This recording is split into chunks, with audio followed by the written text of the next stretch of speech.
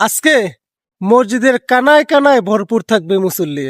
সারা মসজিদ ভরে যাবে, শুধু আমাদের মসজিদে না, সারা বাংলাদেশের মসজিদের একই চিত্র থাকবে। প্রথম তারাবি নামাজ পড়তেই হবে। আবার হচ্ছে আগামীকাল প্রথম রোজা, সেহরি খাবো, নামাজ পড়তেই হবে। কিন্তু এই চিন্তা ভাবনাটা থাকবে বড় জোর 10 দিন। প্রথম 10 দিন মানুষ থাকে, প্রচুর পরিমাণে মানুষ থাকে। পরে আস্তে আস্তে আস্তে আস্তে কমতে কমতে শেষের 5-6 দিন ওই যেই কয়েকজন মুসল্লি থাকে না, নিয়মিত নামাজ পড়ে, তারাই থাকবে।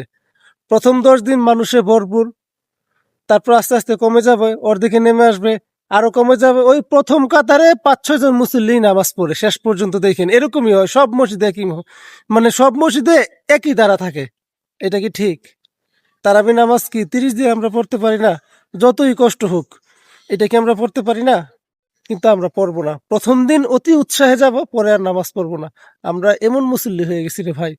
প্রথম দিন মানে শুরুটা করি ভালো, কিন্তু আমরা ফিনিশিংটা দিতে পারি না। অথচ আপনি শুরুটা যেভাবেই করেন, ফিনিশিংটা যদি আপনার ভালো হয়, শেষটা যদি আপনার ভালো হয়, আপনার সবই ভালো।